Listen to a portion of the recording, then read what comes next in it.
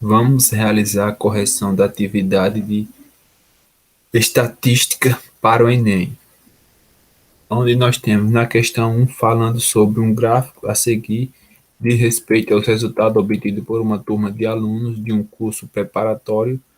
Para continuar no mercado, é necessário que esse curso aprove pelo menos 70% de seus alunos, que por sua vez são professores. Sabendo que aprovados são apenas aqueles que obtiverem resultado ótimo ou excelente. Pode-se afirmar que esse curso continuará no mercado? Então, veja bem, nessa questão aqui, teve pessoas que se confundiu, achando que para ser aprovado, eu veja que ótimo e excelente é realmente estar por cima, mas precisa que a porcentagem de pessoas sejam maior que 70%. Então, apenas 6 pessoas aqui tiveram como ótimo e apenas um. Ou seja, de um total de quantas pessoas, tinha 13 pessoas na sala. Somos 6 mais 4 mais 2 mais um. Sendo que apenas 7 foram podem ser aprovados de um total de 13. Então, se eu quiser saber a porcentagem ou percentual, é só dividir 7 por 13. Fazendo a divisão 7 por 13, eu vou encontrar a minha razão centesimal, que é dado por 0,53.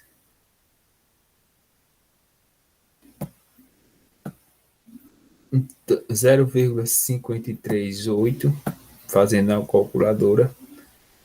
Para transformar em porcentagem, só jogar a vírgula, duas casas para a direita, ou simplesmente multiplicar por 100. Após multiplicar por 100, eu vou encontrar a porcentagem, que vai ser de 53,8%. Então, essa é a porcentagem de aprovados desse curso. Essa porcentagem. Aí temos a alternativa. O curso seguirá no mercado, pois o percentual de professores aprovados foi aproximadamente 70%. Não, foi apenas 53%.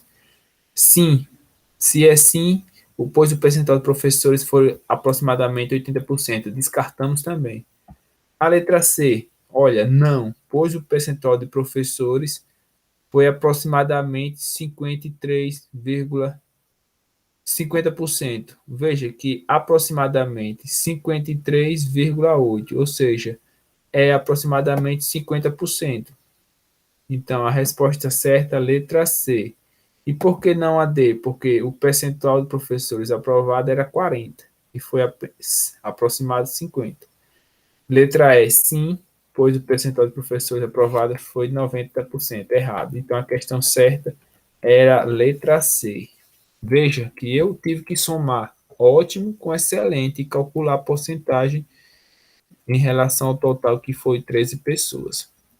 Na questão 2, nós temos o gráfico apresenta a taxa de desemprego em porcentagem para o período de março de 2008 a abril de 2009, sendo que dessas cidades, a mediana da taxa de desemprego no período de março de 2008 a abril de 2009, ou seja, nesses 14 meses, qual vai ser a mediana? Quando eu falo em mediana, eu quero encontrar o termo do meio, né? Termo do meio. Para encontrar o termo do meio, precisa colocar os dados em rol. Vou pegar do menor para o maior, de 6,8 até 9. 6,8, 7,5, 7,6 e assim por diante. Veja, eu tenho 14 meses. Desses 14 meses, o termo do meio vai ser aquele que vai estar o sétimo mês e o oitavo, os dois centrais. E o que é que eu vou fazer? Eu vou somar 7,9 mais 8,1 e dividir por 2. Vai dar 7,9 mais 8,1. Vai dar 16. 16 dividido por 2 vai dar 8. Ou seja, 8. A média vai ser 8. A mediana. 7,9 mais 8,1 dá 16. 16 dividido por 2 dá 8. Então, a resposta da questão 2 é 8. A resposta é letra B. Na questão 3, temos o gráfico que mostra a área desmatada na Amazônia em quilômetros quadrados a cada ano no período de 88 a 2008, ou seja, em 20 anos. Aqui são os anos na horizontal e na vertical quantidade de quilômetros. Primeiro, com base nas informações, responda. O maior desmatamento ocorreu em 2004. Aí eu venho aqui em 2004 e analiso. 2004 foi o maior? Não. O maior foi em 95. Errado. O maior desmatamento, a área desmatada foi menor em 97 que em 2007. Aí eu vou olhar aqui em 97 e 2007. Ele fala que em 97 foi menor. A área desmatada foi menor em 97 que em 2007. Ele fala que em 97 foi menor. Veja, quem é maior? Quem é maior em 97, então está errado.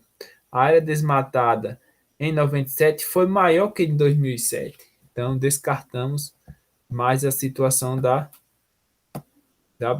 da B. A letra C fala o quê? A área desmatada a cada ano manteve-se constante entre 98 e 2001.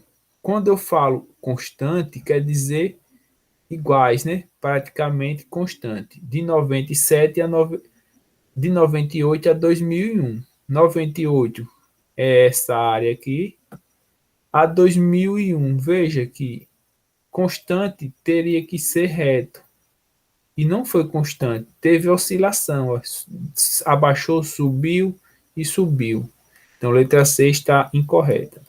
Na letra D, a área desmatada por ano foi maior entre 94 e 95 que entre 97 e 98. Nessa questão aqui, ele fala que a área de 94 para 95 foi maior. Aí veja, de 94 para 95 teve o maior pico, realmente, de desmatamento. Foi bem grande. Ele diz que foi maior do que entre 97 e 98. Veja que 97 e 98 teve um aumento, mas não foi consideradamente maior do que 94 e 95. Realmente está correto. 94 e 95 foi maior, ou seja, a resposta é a letra D. E por que não a E? Na E fala que o total da área desmatada entre 92, 93 e 94 é maior que 60%. Veja, 92, 93 e 94. Esses dados aqui. Ele fala que a soma dos 3 anos dá mais de 60. Por que está incorreto? Veja que está abaixo de 20 quilômetros quadrados. Se eu somar um número menor do que 20, nunca vai chegar a 60, pois a questão letra E está incorreta. A única resposta é a letra D da questão 3. A questão 4, a questão mais difícil da atividade, nós temos, nos últimos anos, a televisão tem passado por uma verdadeira revolução em termos de qualidade de imagem, som e blá blá blá. Essa transformação se deve à conversão de sinal analógico para o sinal digital. Entretanto, não conta com essa nova tecnologia. Buscando levar esses benefícios, 3 cidades, uma emissora de televisão pretende construir uma nova torre de transmissão que envie sinal das antenas A, B e C, já existente na cidade. assim como está mostrado no plano abaixo. A torre deve estar situada em um local equidistante das três antenas. Essa palavra aqui, equidistante, que vai dizer sobre a nossa questão. Equidistante significa igual, ou seja, a nova torre vai ter que estar igual à mesma distância das outras três torres. A gente está aqui no plano cartesiano. É a pergunta: qual é o local adequado? Qual é a coordenada que representa esse ponto? Primeiro, vamos resolver por lógica. Eu tenho as alternativas das coordenadas e esse ponto tem que estar equidistante. Para saber a distância igual, imagine do ponto A ao ponto B, que está na mesma linha. A distância equidistante, veja que a mesma distância vai ter que ser na coordenada x50. Não importa em que local. Esse ponto vai ter que estar no eixo x na coordenada 50. Aí eu sei que, olhando aqui para as minhas alternativas, vai ser ou a letra C ou a letra D, porque está como uma das alternativas 50 para o eixo X. Aí eu analiso outra coisa. Eu preciso saber que a coordenada Y agora, ó, a alternativa C diz que é 20. Imagine que se esse ponto fosse aqui, ó, 20. Não estaria a mesma distância de B, de A, sim, mas de C estaria bem longe. Mas se for a coordenada 30, por aqui assim, ó, no ponto 50 para X e 30 para Y, veja que nessa coordenada aqui, realmente vai estar praticamente a mesma distância um dos outros. Ou seja, a alternativa correta será a letra D. Mas, professor, como é que resolve de forma matematicamente? Esse é um conteúdo de quê? De distância entre dois pontos. Nesse caso aqui, esse ponto P, eu vou chamar de P, esse ponto aqui, ele tem que estar distante de forma igual, ou seja, ele tem que estar distante de A, distante de B e distante de C a mesma distância. Então, a distância de dois pontos é dado por abre raiz quadrada, dado pela coordenada 1 de um dos pontos, menos a coordenada x do outro, isso ao quadrado, mais a coordenada y de um ponto, menos a coordenada y do outro. Como assim, professor? Aí eu pego um exemplo. Esse ponto P tem que estar distante de A igualmente à distância de C, que nem está aqui. A distância de P e A tem que ser igual à distância de P e C. Aí eu tenho, abre raiz, quem é a minha distância de x1? A distância do ponto P, ó, é 50, 50 para x do meu ponto P e a coordenada de A é 30, veja. 50 de P e 30 de A. Isso tudo ao quadrado. Agora vamos ver a distância y.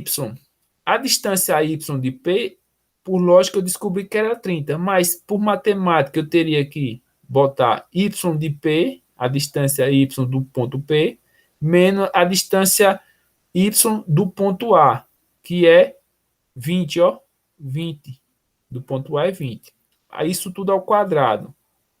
Agora tem que ser igual a distância x de P, que é 50, menos a distância x de C, que é 60.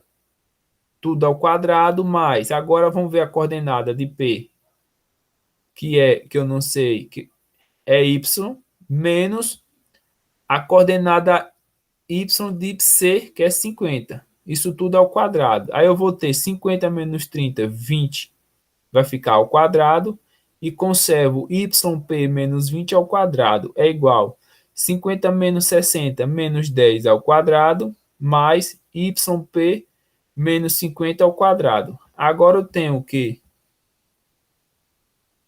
A seguinte. Aí eu vou ter, vamos resolver da seguinte maneira. Eu vou ter aqui, de um lado da igualdade, essa raiz e essa outra aqui. Eu posso eliminar. Por quê? Imagine que você tenha numa equação dois números iguais, um após a igualdade. Um antes da igualdade, um depois. Se esses números são iguais, ele pode ser cortado. Por quê, professor? Imagine que você tenha dois e você passa o outro 2 para cá. Invertendo o sinal vai ficar 2 menos 2, 0. Ou seja, eles poderia eliminar, cortar. E bem assim cortamos o radical e ficou 20 ao quadrado, 400. Aí eu tenho yp menos 20 ao quadrado. O quadrado do primeiro, aí eu vou ficar yp ao quadrado menos o quadrado do segundo vezes o primeiro. 20 vezes P, 20, menos 20P, vezes 2, menos 40YP, mais menos 20 ao quadrado é mais 400, é igual. Agora, menos 10 ao quadrado é 100. E YP menos 50 ao quadrado é igual a YP ao quadrado, quadrado do primeiro, menos duas vezes o quadrado do primeiro vezes o segundo, menos duas vezes o primeiro e o segundo. 2 vezes menos 50 menos 100, menos 6 vezes yp, menos y, menos 100 yp. E agora o quadrado de 50 é mais 2.500.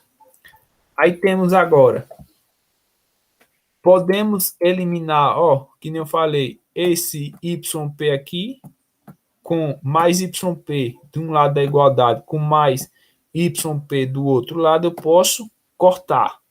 Aí eu vou ter ó, menos 40YP, vou passar esse menos 100YP para cá, vai ficar, inverter o sinal dele, é igual a 100 mais 2.500, aí eu vou passar o 400 para o outro lado, vai ficar menos 400, assim como passei o mais 400 para o outro lado, ficou menos 400. Aí daqui eu vou fazer aqui, aí vai ficar ó, menos 40YP mais 100YP vai ficar 60YP. Porque esse Y? O Y representa a coordenada Y do ponto P. Por isso que esse YP representa a coordenada Y do Y, coordenada Y do ponto P. Aí eu tenho 100 mais 2.500 dá 2.600. 2.600 menos 400 dá 2.200. 2.200 menos 400 dá 1.800. Veja que 60YP é igual a 1.800. Agora eu vou fazer o quê? Eu vou isolar YP e passar o 60 para o outro lado dividindo 1.800. Aí vai ser igual 1.800 dividido por 60. 1.800 dividido por 60 dá 30. Veja que eu trabalho todo para encontrar o valor, sendo que anteriormente descobrimos por lógica. Lógica aí, conhecimento de plano cartesiano. Conteúdo de geometria analítica. Logo a coordenada do Y do ponto P vai ser 30. Deu trabalho, mas conseguimos encontrar o valor. Na questão 5, uma questão que fala que a taxa de urbanização de um município, veja que é taxa de urbanização, não taxa de população, é dada pela razão entre a população urbana, veja que vai ser da divisão da população urbana dividido pela população total do município, onde o total do município é dado pela população rural e a população urbana. Então, o gráfico representa as 5 populações urbana e rural de 5 municípios. Onde o governo do estado e os prefeitos desse município ficou acordado que o município com maior taxa receberá o investimento de infraestrutura. Ou seja, a razão vai ser dada pela população urbana dividido pela a soma da população urbana com a população rural. A cidade 1 eu vou analisar o quê? A minha população urbana dela é de 8.000 e vai ser dividida pelo total das duas populações. 8.000 mais 4.000 vai dar 12.000. Então, eu vou dividir 8.000 dividido por 12.000, vou encontrar a porcentagem. Para facilitar, pode cortar aqui e fica 8 dividido para 12. Vai dar uma taxa ou uma razão de 0,67. Ele quer a maior razão. A que tiver maior vai ser a escolhida. Na letra, na questão 2, nós temos que temos 10.000 pessoas na população urbana e 8.000 na população rural. Eu vou dividir 10.000 pela soma das duas populações, que é 18. Simplificando, vai ficar 10 por 18. 10 dividido por 18, a razão vai ser 0,56. Veja aqui, o 1 está ganhando.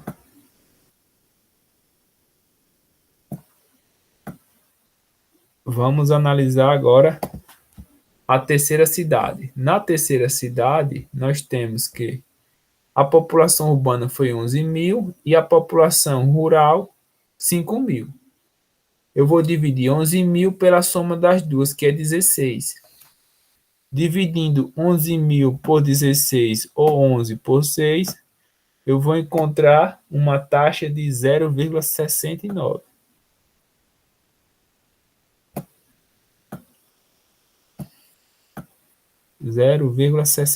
Por enquanto está sendo a maior taxa. Sendo a maior taxa, mas veja que não é a maior população. Na quarta cidade, eu tenho a população urbana 18.000 e a população rural 10.000. Eu vou dividir 18 por 28.000, ou 18 por 28. Dividindo ela, eu vou obter uma taxa de 0,64. Então, galera, veja que nessa questão mostrou que a taxa populacional não é igual à taxa ao aumento da população, porque quem tem a maior taxa populacional é a cidade C, que tem menos habitantes. Então, não confunda taxa populacional com quantidade de habitantes. Então, a resposta que possui a maior taxa é a terceira cidade. Veja que nem precisou fazer o cálculo da quinta cidade, porque nas alternativas só pediu das 4 cidades. A questão 6 fala que nos últimos anos a redução gradativa da taxa de crescimento populacional em quase todos os continentes. A seguir são apresentados dados relativos aos países mais populosos nos anos de 2000 e também 2050, as projeções de 2050. Vamos lá ao gráfico. Veja que nessa questão aqui ele dá as projeções, dá a população no ano 2000 corretamente e vai dar as devidas projeções futuras. Aí, com base nas informações acima, é correto afirmar que no período de 2000 a 2050, aí ele pede, a taxa de crescimento populacional da China será negativa? Veja que na China, nos anos 2000, ela tinha uma população de 1.276 milhões. Já em 2050, ela vai ter 1.462 milhões. Ou seja, teve um crescimento de quase 200 milhões. Então, o crescimento da população não é negativa, é positiva, de acordo com as projeções. Na letra B, a população do Brasil duplicará. Veja que aqui no Brasil, em 2000 está em 170. Brasil aqui, 170. Já de acordo com as projeções, o Brasil nem aparece entre os 5. Então, a população do Brasil não duplicou. Vai ficar abaixo de 311 milhões de habitantes em 2050. Então, a letra B está descartada. A letra C fala o quê? A taxa de crescimento da população da Indonésia será menor que a dos Estados Unidos. Aí veja que a Indonésia, em 2000, tem 212 milhões, passou para 311, ou seja, vai aumentar, segundo as projeções, 99 milhões.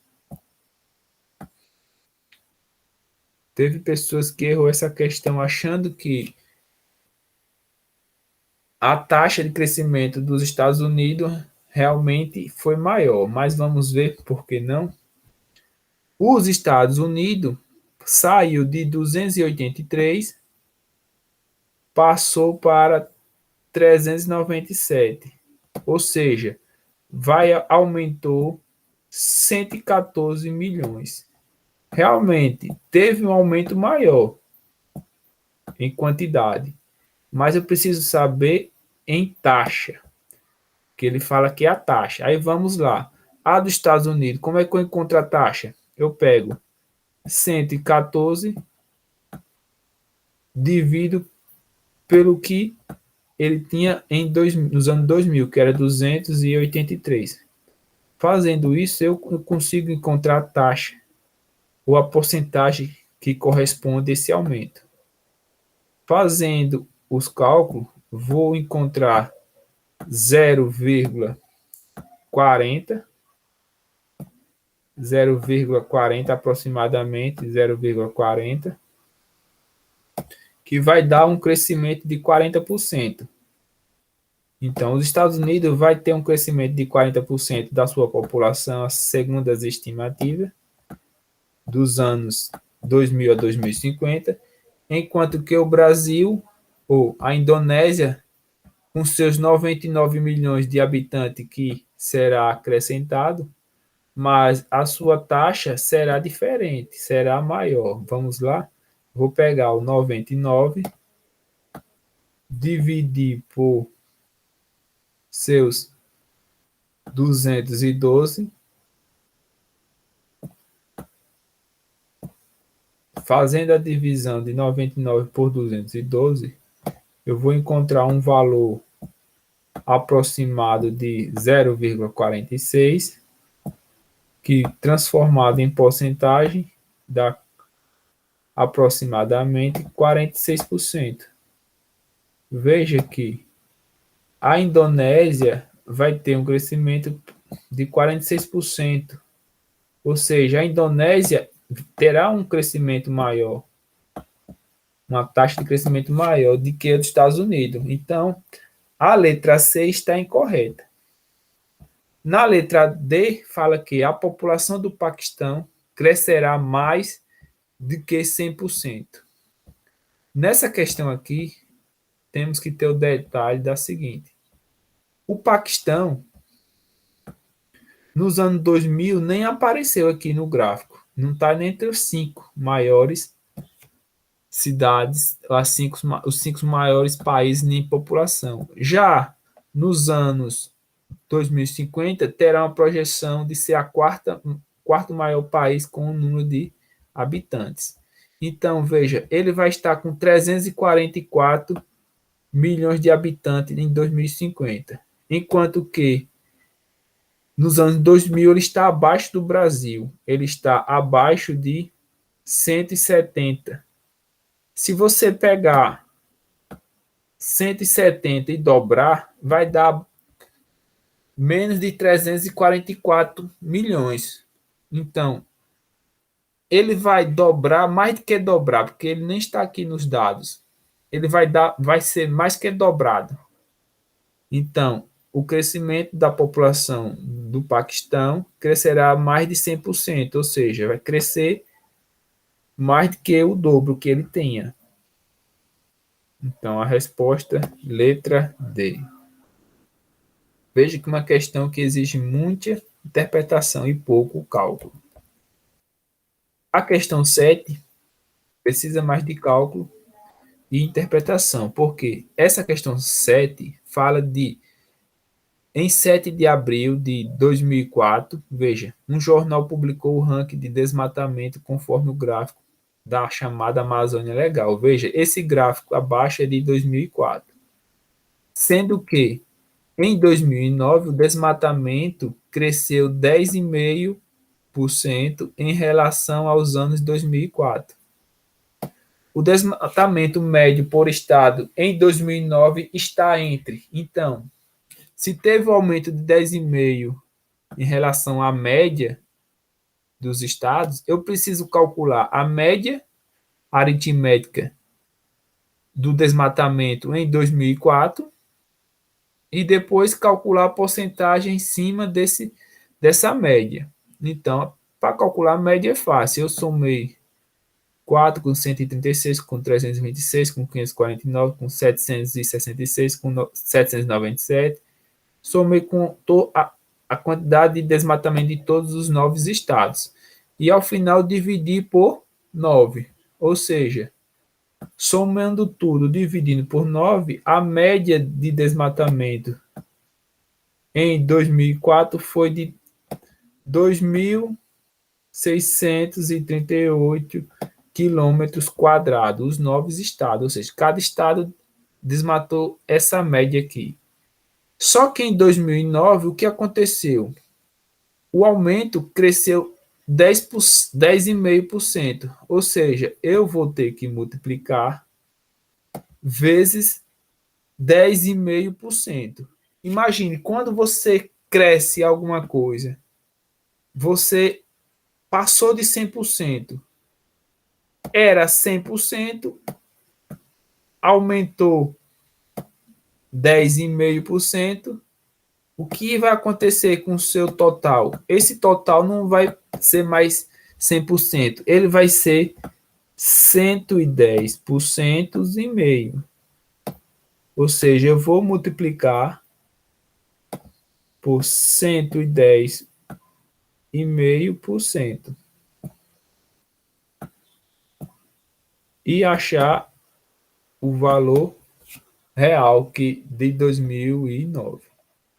Fazendo a multiplicação, 2.638 vezes 110,5%, vamos chegar a um valor aproximado de 2.915 quilômetros quadrados de área desmatada, isso em 2009. Então, a média por estado em 2009 cresceu 10,5% e passou de 2.638 para 2.915 quilômetros quadrados, que vai estar entre 2.800 e 3.200 quilômetros quadrados. Muita atenção que você poderia, se não sabe multiplicar pela calculadora, você poderia transformar esse número aí em um número decimal, que é a mesma coisa que 1,05 e multiplicar aí, ó, dá o mesmo valor. E com isso encerramos a nossa atividade.